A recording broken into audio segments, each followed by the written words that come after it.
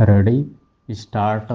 संसद देश का सर्वोच्च विधायी निकाय है जहां जनकल्याण से जुड़े मसलों पर मंथन किया जाता है और उसके निष्कर्षों के आधार पर नीति निर्माण का खाका तैयार किया जाता है। जनता की आकांक्षाओं को आकार देने और देश को लोकतांत्रिक दिशा प्रदान करने में संसद की भूमिका सर्वोपरि है। आम जन की यह उम्मीद होती है कि उनके चुने हुए प्रतिनिधि उनकी समस्याओं, चिंताओं एवं ज़रूरतों को संसद में रखेंगे और उन पर विचार विमर्श के बाद एक सक्षम कानून या योजना बनाई जाएगी। मगर जब संसद में व्यापक चर्चा के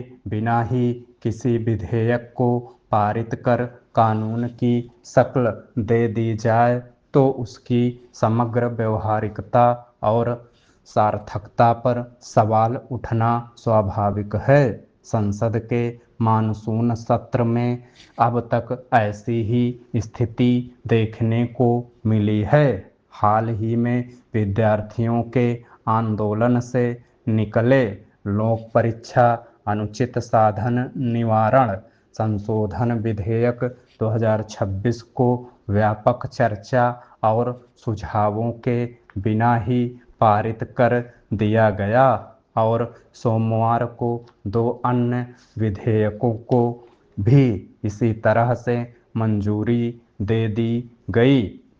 अहम सवाल यह है कि संविधान में संसद सत्र आयोजित किए जाने की जो व्यवस्था की गई है, क्या उसका मूल उद्देश्य पूर्ण हो पा रहा है? अगर किसी कानून या योजना को सक्षम एवं कारगर बनाने में विपक्ष की कोई भूमिका न हो तो संसद की प्रासंगिकता क्या रह जाएगी?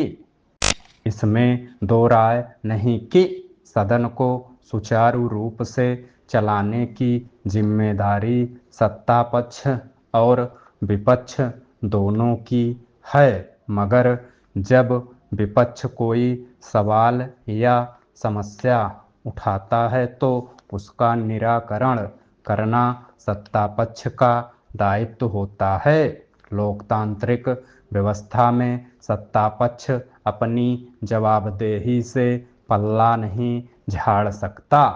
संसद के मानसून सत्र की अब तक की अवधि पर नजर डालें तो हंगामा और कार्यवाही का स्थगन इन्हीं दो बातों पर जोर दिया गया है।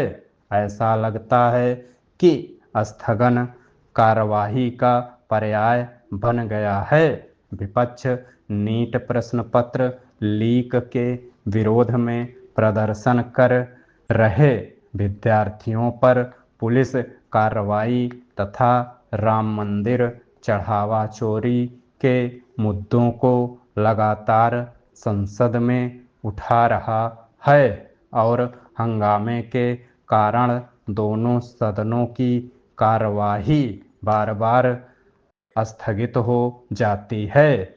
इस बीच महत्वपूर्ण विधेयक भी व्यापक चर्चा के बिना ही पारित हो जाते हैं। संसद में बने इस गतिरोध को दूर करने के बजाय आरोप प्रत्यारोप के जरिए एक दूसरे को जिम्मेदार ठहराया जा रहा है। विपक्ष का कहना है कि सरकार उनकी मांग को नजरअंदाज कर लोकतंत्र पर प्रहार कर रही है, तो सत्ता पक्ष का दावा है कि विपक्ष जानबूझकर सदन की कार्यवाही में व्यवधान उत्पन्न कर रहा है। इसी का नतीजा रहा कि लोकसभा में उच्चतम न्यायालय न्यायाधीश संख्या संशोधन विधेयक 2026 और राज्यसभा में सूक्ष्म लघु और मध्यम उद्यम विकास संशोधन विधेयक भी विस्तृत चर्चा के बगैर ही पारित कर दिए गए।